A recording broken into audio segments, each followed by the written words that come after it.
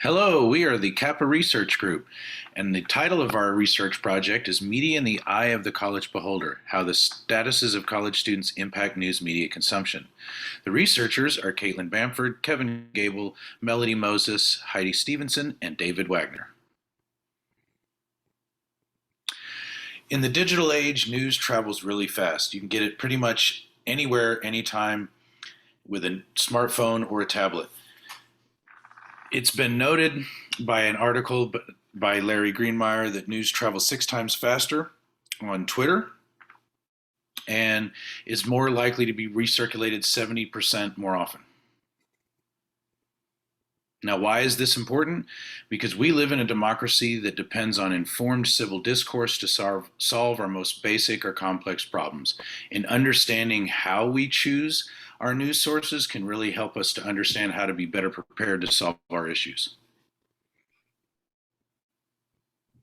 Our research interest was connecting sociological factors with news media consumption behaviors.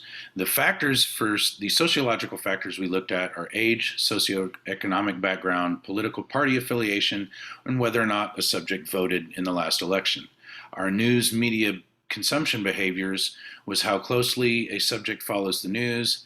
Does a subject have a preferred news source? Does a subject fact check the news article? And how do they evaluate the validity of a source?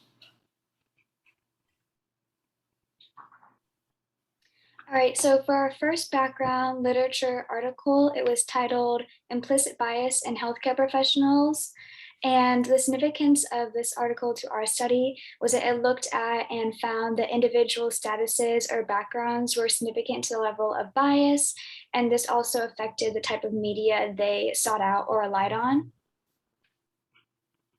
The next article was titled Not All Lies Are Equal, a study into the engineering of political misinformation in the 2016 US presidential election.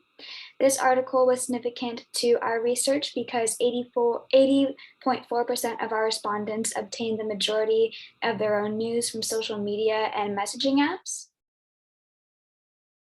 And our last background literature article was titled A Matter of Cultural Distinction, News Consumption in the Online Media Landscape.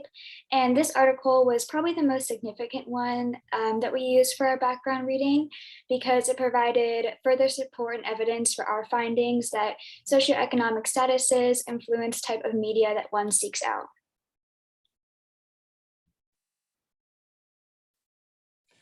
Right, so as for the methodology, our population was University of Oregon students and our sample size was 51 survey respondents. The survey questions were operationalized. The survey, which measures the dependent variables, which is summarized as media scrupulousness, and attempts to find plausible correlation between that and socioeconomic status, age, and political affiliation.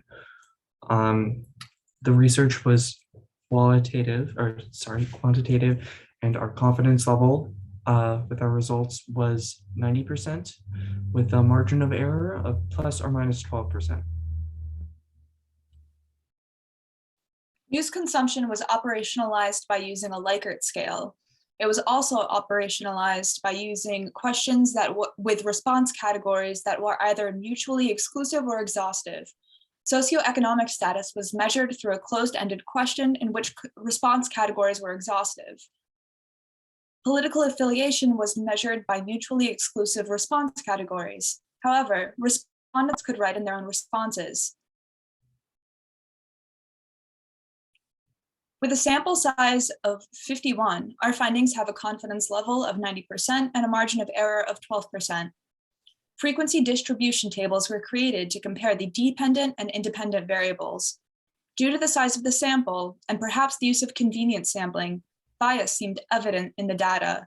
There are only a few respondents of a variety of statuses.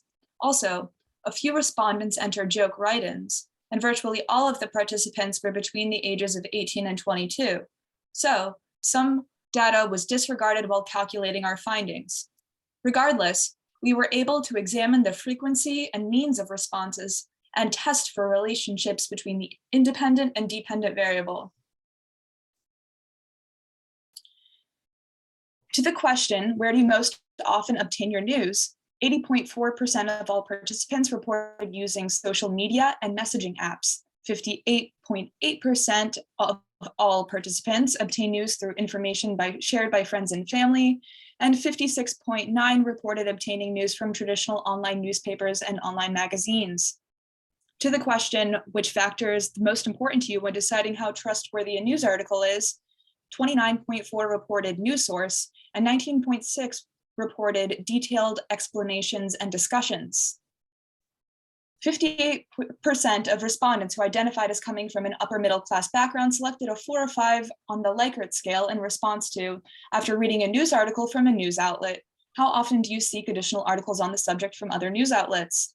52.6% of those respondents selected a 4 or 5 in response to, how closely do you follow the news?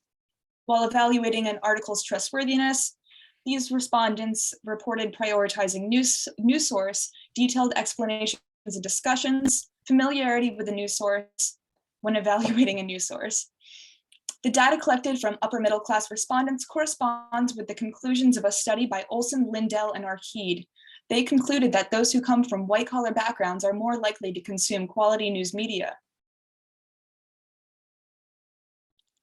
Chi-squared tests were used to measure the relationships between the dependent and independent variables.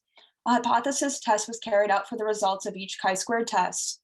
In the hypothesis test, the significance level was adjusted from the accepted 0.05 to 0.2. This choice was influenced by our study's exploratory intent, our use of convenience sampling, and our response rate. A more scrupulous significance level was regarded as unobtainable for our exploratory research. Many responses did not show evidence of having a relationship with independent variables. We suspect that this was a result of the small sample size and the convenience sampling. However, there was modest evidence of a relationship between socioeconomic status and the subject's frequency of seeking additional articles from additional news outlets. With a margin of error of 12%, we are 90% confident that there is a modest relationship between socioeconomic status and the frequency with which subjects seek additional articles on a subject from additional news outlets. However, we fully recognize how the limitations of our study influence the conclusions from the chi-squared and hypothesis tests.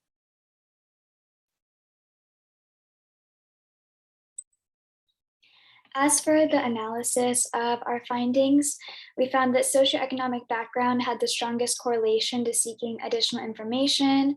Among talking with other researchers, we believe that people of a higher socioeconomic background have higher education levels, and that's what influences us the most. This also reveals the relationship between key sociological factors and the subject's media behaviors. And all of our findings were supported by a Swedish study that was also on social background and news media consumption. For our conclusion, we figured out that the limitations that we had were a little bit, they definitely caused some issues with our generalizability overall, because our sample size should have been 1,009 if we wanted to actually gauge like a good sample size for our project, and we ended up only having 51. Also, for another limitation is some of our answers were more joke answers. However, they still provided information in other categories. So it wasn't like every answer was completely lost, and it still was valid even though we had to exclude some of the answers.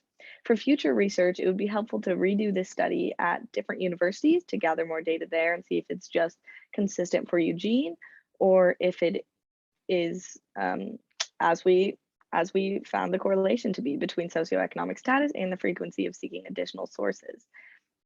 So overall, I think just finding more research in this category could help us finding more research in this category is really important, so we can educate citizens of this country so that voters can make decisions with thought out reasoning instead of the first source they might inquire. All right, and with that, that's going to be the end of our presentation. Thank you everyone for listening and for a great term.